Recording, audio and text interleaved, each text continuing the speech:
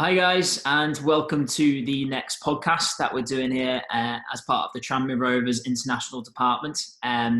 Lucky enough to be joined by firstly Dan today. How are you doing, mate? You okay? Yeah, very well, thank you, Matthew. Good. How are you? And also very fortunate to be joined by Sam Nicholson. Sam is Technical Director for Laguna United Football Club. They're a club based out of Orange County in California. So very fortunate to be joined by Sam today. How are you doing, mate? You okay? Yeah, good. Thanks for having us. Yeah. Good. How are things with the virus over there with you? Because you sort of were back training, then back to lockdown, then back training. What's the situation at the moment? Yeah, we got ourselves back on the field, on the pitch, if you like, about a month ago now. We were locked down for a good couple of months. Got ourselves back on the pitches, and then a couple of weeks later we got re-shut down again. And there's been some back and forth in terms of what is allowed and what's not allowed in terms of guidelines and protocols with youth sports. So some good news coming out today that youth sports is being adjusted on the system of training and practices. So we should be back on shortly in the next week. That's good to hear. And has it been an easy transition to go from the online to being back on the field and then having to go back to a bit more online in the meantime and then transitioning again to the field? How has it been easy or has it been quite tough for the players and for you? Yeah, I think in the first quarantine, you're making it work, right? I think the adjustment was there. It took a week to really work out what Zoom, WebEx, these virtual training type platforms were about, trying to work out what you can do and what you can't do, the limitations, getting your teams on calls and on meetings to keep them together, and then obviously adding a training element too, right? The components of fitness that you can add, whether it's just strength and conditioning via the virtual training, whether it's a simple individual training as well, that we added as well for our membership and for our players. And then obviously I think that went pretty well. The engagement was good. I think certainly as it went on, the engagement maybe reduces a little bit. I think players at that point were, after second month and third month, just wanted to get back together as a group and want to get back on the pitches. But after that fact, we managed to get ourselves back or training again, and then all of a sudden we get shut down, and it became a little bit tougher for sure. So it's now I think the third week in the second round of the quarantine. So it's been a little bit tougher, but we're still doing what we can, and I think we just try to continue to engage and make sure players are connected with you, and that's all you can do really at this point. So that helps you appreciate that although you need to do the individual stuff, there is a kind of a limit to it with it being such a integrated team game. You can look after your physical components if you like, but it's that interaction that players just miss so much. So it must have been good for you to get back for however short a period it was before then. Absolutely, and you touched on the physical element there, but there's the social, the psychosocial part of what football brings as well, which is a huge part of development for youth players. Being part of a team, being part of an identity, that's so important for these young players, and I'd argue it's probably one of the most important skills and sort of understandings that a player can learn and we can coach and teach. For youth players too, I think it's like you said, on the physical element, we can provide videos, provide resources all day long to improve your touch, to improve different technical skills. But being part of a team and being part of an understanding is a whole different element. So getting those calls as a group, as a team, is very important. But then having that couple of weeks to sort of rejuvenate things and remind everyone why they're there, why they're part of what we're trying to lead towards, it was important, I think. And it's kind of, I hope it's what's engaging people at this time right now who might be a little bit over all of the virtual training, but you still see something that's there and trying to, again, just keep them engaged. So, because we will get back on the field. There's absolutely no question about it. So making sure we're not taking that time off now, even though it's a little bit frustrating to then be shocked when we get back on it next time around.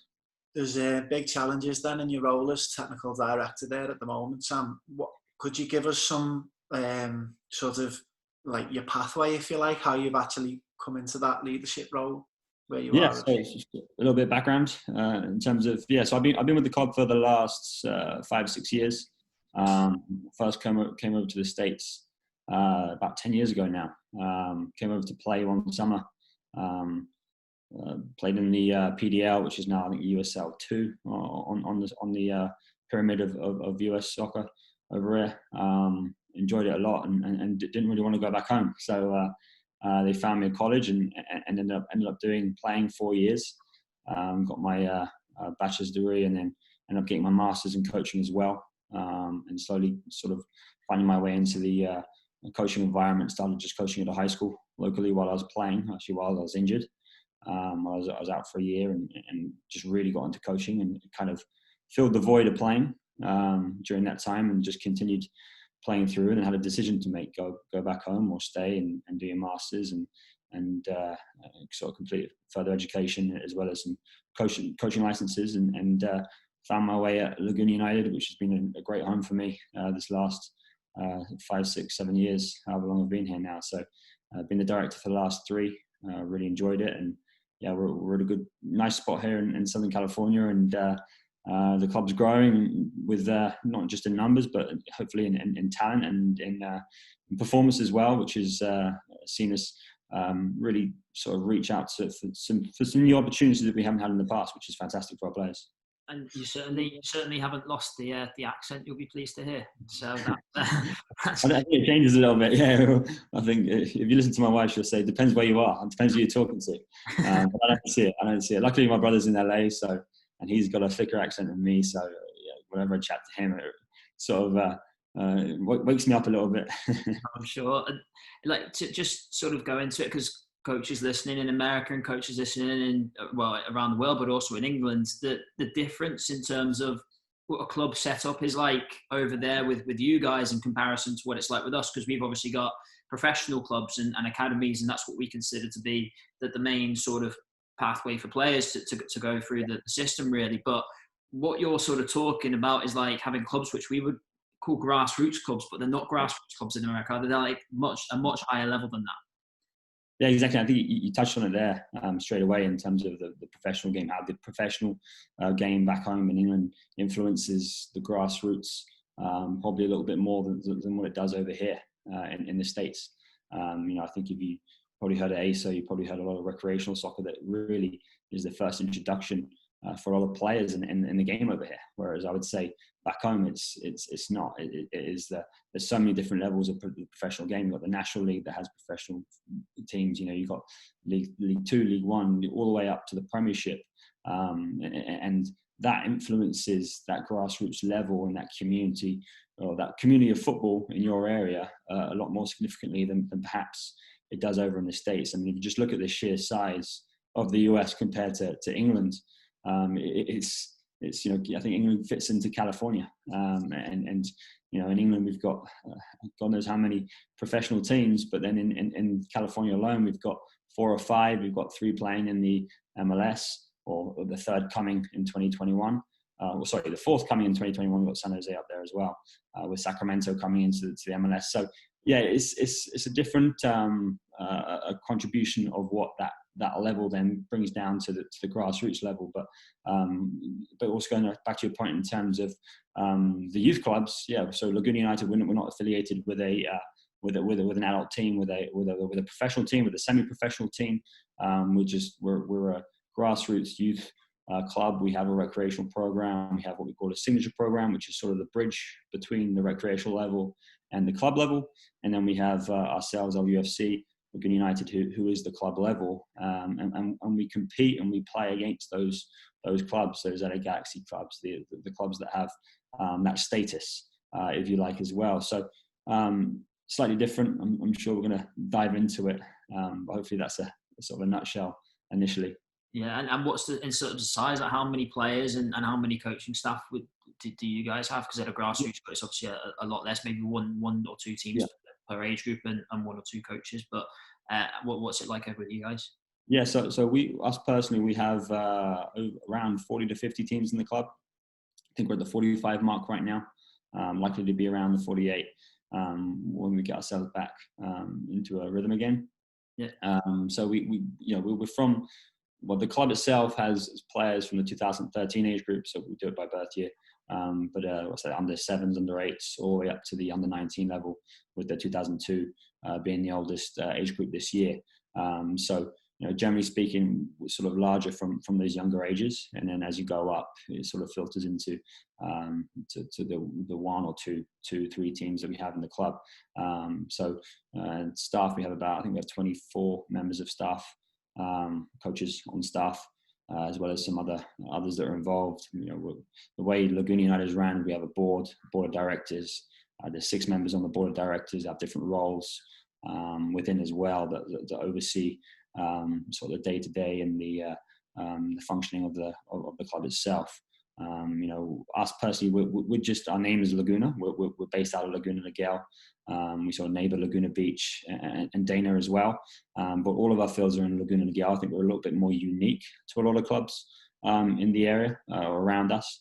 Most of the clubs you find around us will try and franchise out, and they have different departments in different cities around Southern California, whereas we service the city of Laguna Niguel, as this is our home. There's no intention for us to go and find another city. I think that's what, and hopefully this will what separates us between a lot of other clubs, as well as some other elements. But it's the community element, which is something I know that you guys can attest to, being over there in Tranmere. So it's that's something that's unique, but something that's very special. And I think that's something that probably does correlate and compare to how the game is in England. We talk about the different levels, the different leagues that we've got back home, and it's a real community sort of support system, and that's what we have here at Laguna.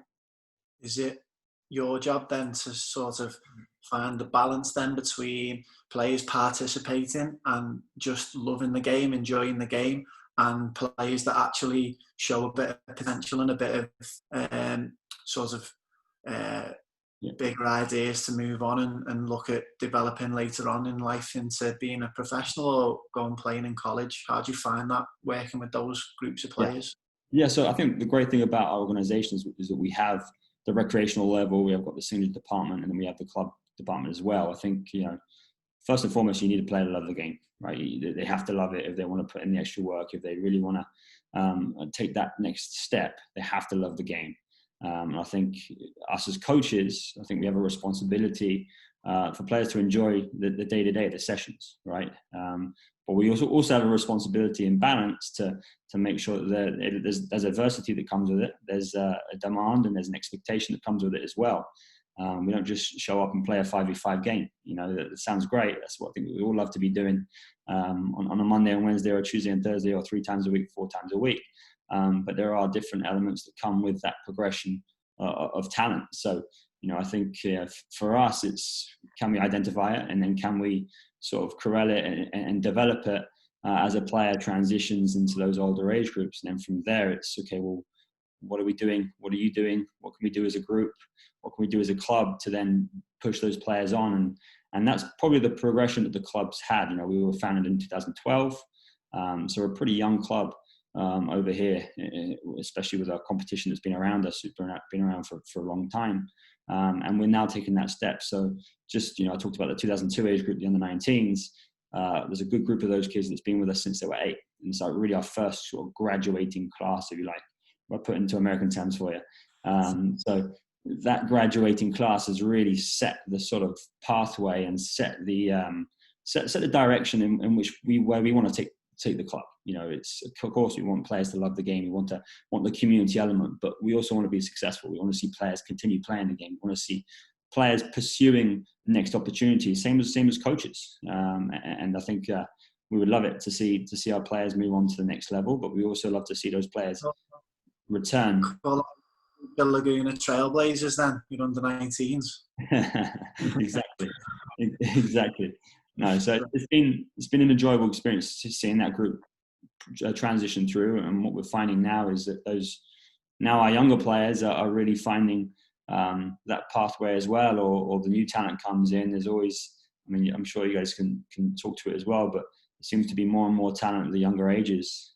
Players being more creative than they've ever been, technically more sound and sort of adventurous than the game's ever been. And obviously with the involvement of coaching and standards and everything like that too, also supports what we're doing as as sort of a club, but also just in the game in general. And will the graduating class, look at me now saying the terms as well, the guys that are sort of, and the guys and girls are moving on, so will we have players going to college?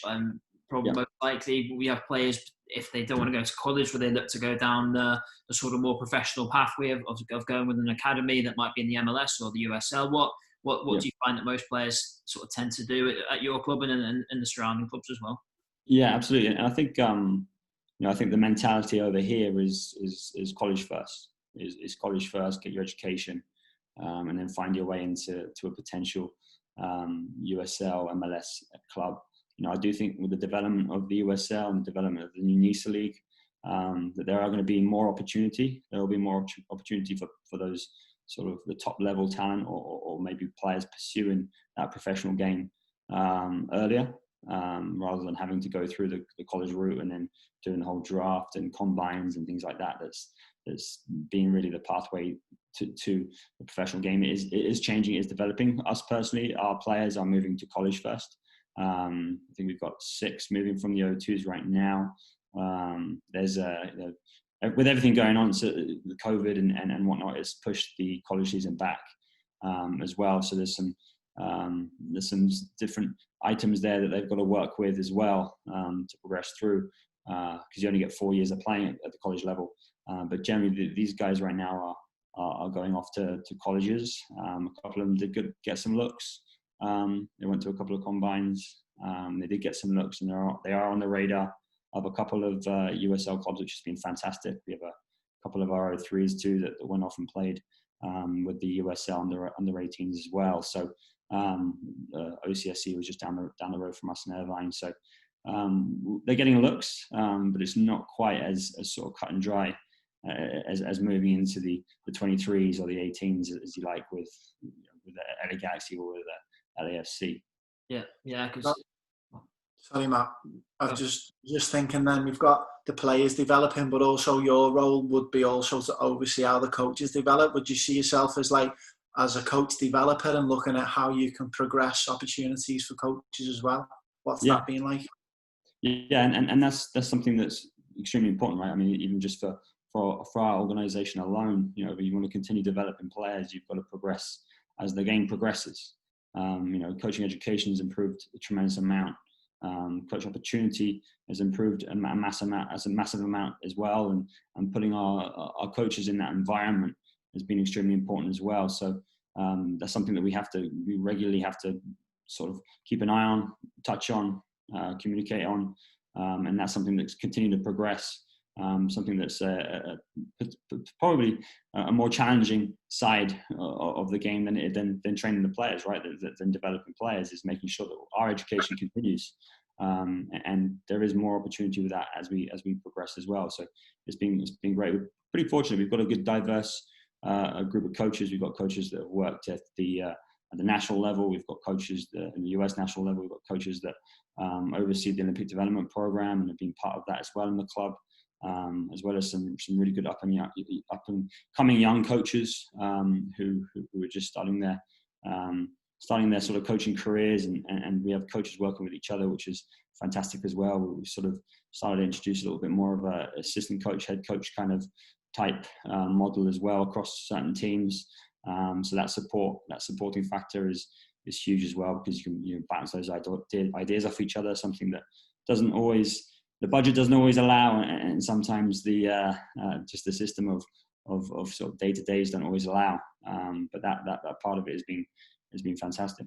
And the coaches, are they, in terms of like curriculum, because we know how big curriculum is over in the US, we get asked about it a lot, because over here at Tranmere we've got a curriculum, but we follow a periodization program, but it's more the coach knows the sort of rough topic of what's going to be going on in this week and the next 6 or 7 weeks, but then the coach is then free to sort of make of that what he wants to then encourage freedom of expression and encourage the coach to develop as well. What's it like with you guys? Is it a bit more stricter, or do you, which way do you encourage? Yeah, absolutely. I think curriculums and player development models are fantastic, right? That they're good. That it's a good baseline for you to sort of to structure a year from, if you like. But like you said, coaches need that sort of freedom of creativity. They know their teams, they know their players. A bit of guidance is great, a bit of support is fantastic as well. But from one week to another, you have to be able to sort of adjust yourself and adjust as a coach, right? I think if you set a coach a 6-week training plan and so they veer off 1 week, or if they have a bad week, a bad game or a bad match one weekend, they've got to make some adjustments that following week. So coaches have to be given that freedom in order to correct that and mold that as well. In terms of a curriculum, it's being developed as we speak. It's something that is going to be implemented a little bit more stricter. We're part of the coaching manual where our coaches are building sessions and running sessions online as well. And we've had different tasks, different items there as well. It's been a bit interrupted by COVID, but we have been on that path as well, which is allowing a bit more of a club identity. But I think something that I'm pretty confident about is just the common factor, or the common mindset of our coaches, and the familiarity that we have in terms of what we like to see and what we believe in as a group. We're pretty like-minded, and that's been obviously takes times with the hiring of new coaches, bringing in coaches working in specific age groups as well as players develop through the years. But I can certainly say that we do have a similar mindset of what we want to see and what we want to do. In terms of, do we all play a 4-4-2? No, we don't all play a 4-4-2. It's got to be a little bit more structured to the group that we have. I believe it's got to be creative in that, and provide. You want to trust your coach as well, right? I think it's really important that you do trust the coaches that you have, and then you just support where you can. And I think that's where we all come in, and coaches, and it's been some good feedback and some good conversations that we have throughout. Brilliant. That sounds like you're sort of having a heavy input on building the culture within the club.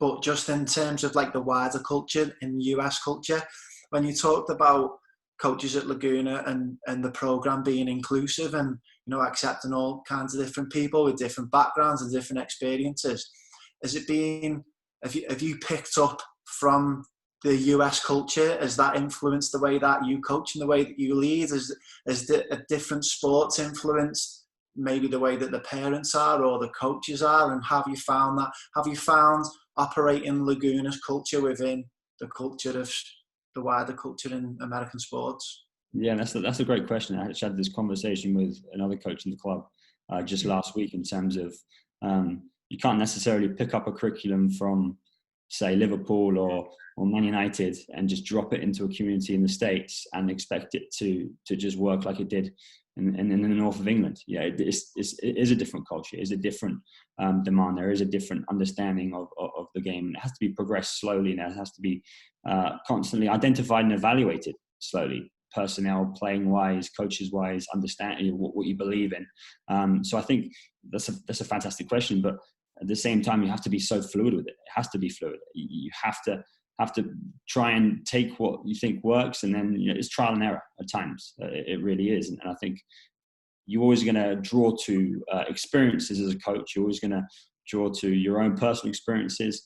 I think something that I've really enjoyed in my position is the fact that I get to see everything. I get to see all my coaches work. I get to see, be in a room with other directors and coaches. I get to see, be on these coaching education courses, and you draw what you like, and you try and drop that into your culture or your model of coaching, and then you try and influence that out and see what you have within the coach. I think, or within the club, and that's something that's been, when we've developed what we're doing, we've really taken from each of the coaches. We've had a look at what they bring and what are their strong suits, what's going to work in our community, and how we're going to progress that through. And then furthermore, how we're going to influence that through different age groups, different playing levels. For example, we've got the 77 with our under 8, 9, 10, 11s.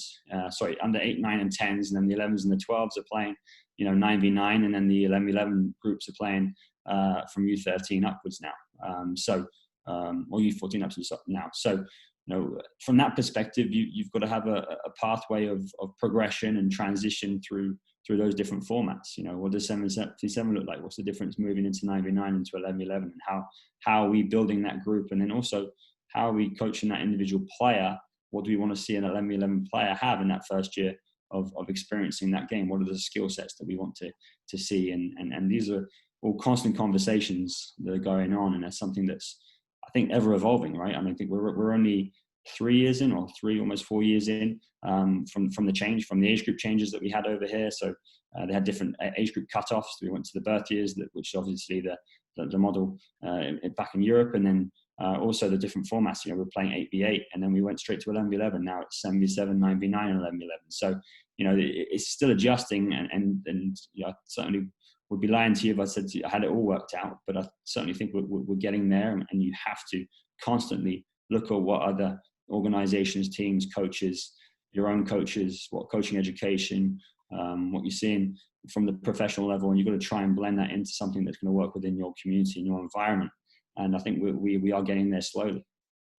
And I think that's one of the great things of having that experience of coaching or being in another country, and the adaptability, obviously yourself, the UK and the US. So that's two perspectives, but the similarities which we've had in China and Indonesia as well, we can't replicate what we've done out in China over in America. It just doesn't equate. Similarly, we can't replicate what we do in the northwest of England, like you just said, over in America. So I think one of the most enjoyable parts we get out of it when we go and coach in the States is the cooperation, the working with the coaches in America and seeing their side of things, and them understanding our side of things. And that collaboration really then comes together and works. But I think you also see quite a lot of times because we're very fortunate in the UK with soccer and how we idolize it really, but a lot of coaches then sort of take that mentality to the US and just try and push it in, and it just doesn't really work.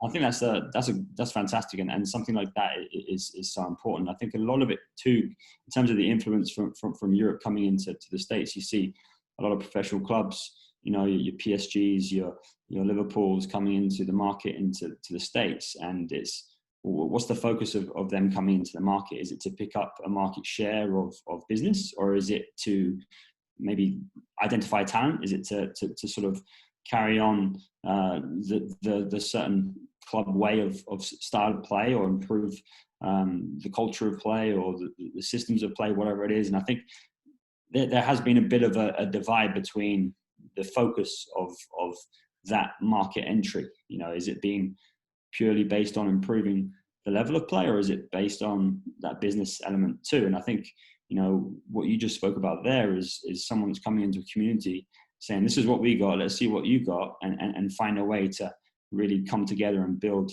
the game, you know, and that's something that's really unique, and something that can sometimes get lost over here when those organizations come into this market, because they see dollar bills, they don't see the sort of development and where the game has been. The game's been around for much longer than any of us, so, you know, it's not up to us to really steal a market share. Of course, we want a piece of the pie, but it really is about more than that can be more substantial to a community and also to the quality of the game. And I think we're slowly getting that over here, and it's something that's really exciting. There's so much talent out here in the States. There really is. The athletic talent is phenomenal, and the technical talent and the technical abilities are really improving as well. So when we get individuals like yourselves coming and doing that, whether it's Malaysia and different areas that you've spoken about, it really does bring sort of a centralized world game together that really can contribute to something much bigger. Yeah, definitely, because soccer in America is 100% on the up. Like you say, they're progressing the way in the professional side, the MLS and the USL, and how that's developing. But you see the women's side of the game, and the US has been at the top of that for the last few years, and now other nations are catching up, so they're going to have to excel again. But the soccer in the US, it's far more developed than I think a lot of people looking in sort of see. Yeah, absolutely, and I think the interest level has improved a tremendous amount. I think and that obviously comes with the development of players as they progress through the ages. But you know, it's exciting to see, and there is, you know, I think we're seeing a lot of players now at the youth level here moving into Europe and doing well and having a bigger impact on the professional game. You know, I think that sort of pathway and that opportunity is there for those players. And I think clubs are seriously looking at what's going on over here and being interested in what we have. I think obviously one of the big barriers with soccer itself is the fact we're competing with the basketballs, the baseballs, the American football,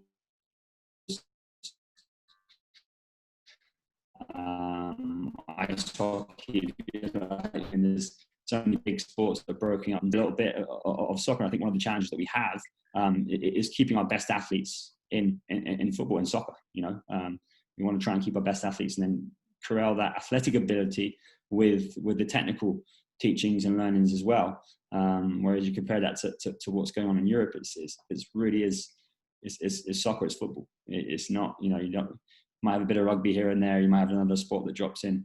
But generally speaking, you grow up in your community, loving that sport, loving your club, wherever it is, wherever you're from, and that's you idolize that.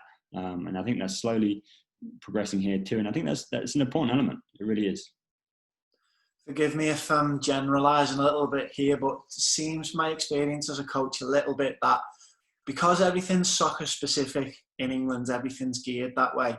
It's not necessarily that way, especially at the younger ages in the States. What you're talking about there is the physical attributes of the young players. Do you think that's from them playing a wider range of sports and experiencing different things? And then your challenge is then to sort of keep that love for the game and keep that intrigue, whereas the intrigue's probably already there to start with in England, but you can go too far and narrow your boundaries down for players that you're looking for. Yeah, definitely. I think it's a tough, probably a very, very tough decision as a parent what to put your kid in, right? Do you want to really hone in on one sport and that's going to be our sport so that we can reach this goal when they're old, which is tough to, and you shouldn't really put all your eggs in one basket. And obviously the development side of things will always tell you that you should experience those different sports or different activities as such as well. So from a parenting decision, there's certainly that decision to make. I think from opportunity perspective, opportunity is so great in the States, from the athletic level. And I'm sure, I haven't seen any studies on it. I don't know if there's any studies on it, but I'm sure that athletic ability or general athletic ability is probably developed from playing those multiple sports. Now, I think at some point you do have to sort of make your pick and decide what kind of athlete you're going to be for that specific sport. Obviously, there's different demands for the components of an athletic individual's ability. But from that general identity, as you mentioned there, absolutely, I would imagine as there would be. I'm sure there's some science that backs it up that I'm not aware of. But I would speculate that would be very, very true. But the opportunity is so great, and now what we need to do is try and have them really love that game where they want to stay playing our sport and stick with it. I think you even at the high playing a specific sport, but those attributes might be more inclined or suitable for another sport. They pick up a basketball, they pick up a football, all of a sudden they're a big Division 1 school prospect going off and playing the NFL or NBA. With soccer, you can't. You have to learn the technical skills from a young age, from where it becomes a habit. So then your mind and your knowledge of the game can be expanded out as you grow and you develop. You don't really have that time necessarily at an older age to catch up the technical abilities that you didn't learn or you perhaps lost, didn't have when you were at that very much young age. So I think that it differs a little bit for sure in terms of the components of skills and technical skills. And the influence that has on a player's maybe ability in the long term. But there are different factors for sure. And in terms of watching the game, because we watch anything that's on the television. It could be soccer over in Australia or New Zealand, or it could be the 10th division over here in England or whatever. If it's on the television, everyone's going to watch it. To all your players, do they all what sort of, are they watching in the Premier League, the Bundesliga, La Liga, or do they have specific teams? Does that sort of drive them? They come in wearing their favourite player shirts and stuff like that. How does that sort of drive them as well? And do you see like a massive difference in the ones that might do that and the ones that don't? Yeah, absolutely. I think you certainly do. think I just drawing from our experience with our younger kids from our 2012s and 2013s. You've got kids there that have a different shirt from a different club in a different country. They could have every training session they're wearing something different. If they're not wearing the Laguna gear, they're wearing, and that's fantastic to see. And it's always an enjoyable conversation to have with the kids. They have their favorite players. Obviously, the Messi Ronaldo debate's a big one. The big Premier League clubs, La Liga is a big influence. There's different relationships that La Liga have with the Soccer Coaches Association and what they do over here.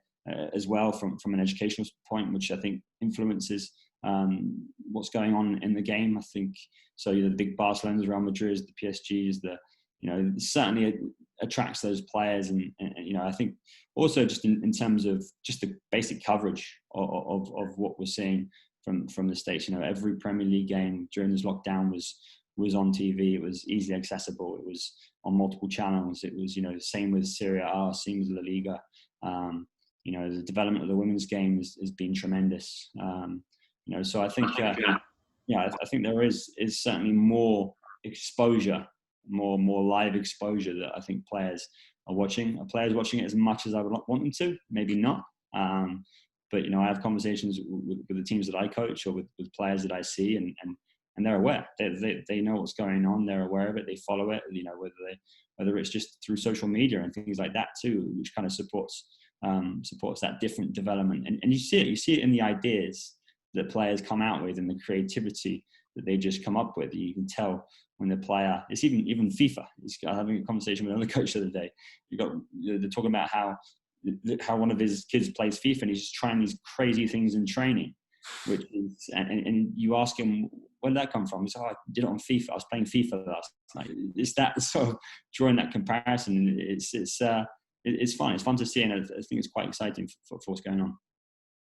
My question was going to be bringing that together then, maybe for the older ones, if they have the opportunity then to travel to different countries, whether it be to South America, whether it be over to Europe. Do you see that as a potential development avenue? Not just for somebody that's looking to make pro, but for someone who's looking for that bit of culture or bit of understanding of the European game. 100%. And we actually had our 06 group, or was it under 14s going 15s and under 18s going 19s. We had them scheduled to come to England. In fact, we had conversations with you to have games with you guys back in April, when we had flights booked. Everything was great. We were all set. The itinerary was done. The agenda was done. Was completed.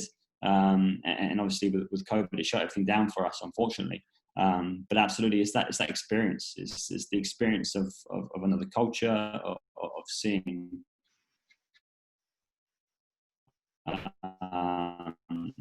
what they see on TV and what they're aware of, and putting that into not only their own personal game, but also just a different coach. And so what we had planned was we had a couple of games that we were going to go watch. We were going to watch a Premier League game and a Championship game. We had 3 different sessions booked in with different academy coaches. And we were fortunate enough to set up some games with some professional clubs, professional academies, and non-league clubs as well. Their youth programs for those age groups, and really sort of have that broad range of experience from what it's like at the Premier League club, watching a Premier League game, playing a Premier League academy, and then also at a sort of a League One, League Two, non-league level as well. And that experience that obviously I don't think you can emulate or really quite understand unless you're out there and you see it, and then you see those different avenues and the different pathways. I think something like that would be once in a lifetime kind of experience for standards. Something that I think they can take back to the US and really evolve from. And I think that's something that has to be looked at. And I know I spoke with Matt about something like this with the partnership with Tranmere and how we can go there. And I think that's really exciting with where that might end up and what we can do, especially with sort of the like-minded sort of models that our clubs sort of integrate off of, big in the community, big in our areas, and that experience first, and that sort of education first. And then from there you expand out. And I think something like that is going to be integral integral to that sort of next phase of development for specifically our players in our club, but also just for players to really take that next step and understand what it's like at that next step, or what they need to do to be able to sort of achieve that next goal of theirs. Because you will find that, and we find whenever we have players over from the States or China or Indonesia for that matter, that for some of them it's a realisation, some of them it's the other way around. It's actually, I'm not far off where these guys are. Maybe I need to develop a certain part of my game to be at that level, but some of them are closer than they thought they would have been, and some of them are a lot further away than they ever imagined. Absolutely, and you never know until you try it, right? And I think that's, and even, I mean, as you know, there's different levels. There's different levels. You hear the stories of players developing at different stages. I think we have to be aware that the youth players develop at different stages. But hopefully we can see something in them, or we can provide that little bit of guidance that can support a player to sort of, one, identify what it is they want to do with the game or where they want to go, and then two, try and support them in achieving that, and how is it they're going to be able to do it. So that's a big testing measure, as a metric as such, as well as the experience and the environment and the culture. It's a real metric for those players, and for the players to go and see what it's like playing in a different country. I think the game's not the same everywhere you go. It's different even within Southern California. So that difference in Europe and England, even better experience for our players to look at. So yeah, definitely something that we have to look forward down the line with.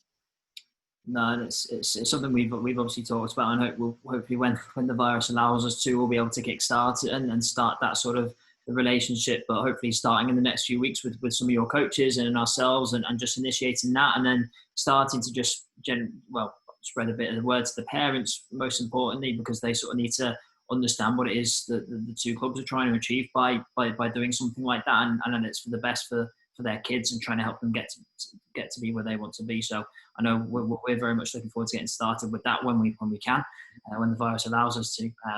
But no, it's sort of exciting times. But thank you very much for coming on, Sam. That's much appreciated. I know how busy you are with everything, sorting everything out for the club, when you're going to be back out and stuff like that. So no, thank you very much for coming on. And if there's any questions anyone's got and they want to send it in to us or to Sam, we'll take them in and we'll fire them over to you, Sam, and you can sort of get back to us. But thanks a lot for coming on. It's much appreciated, mate. No, thank you. Thank you for your time. Appreciate this, the relationship is starting here, and we're pretty excited of where we can go as a group. No, sounds good. Well, take care and stay safe out there.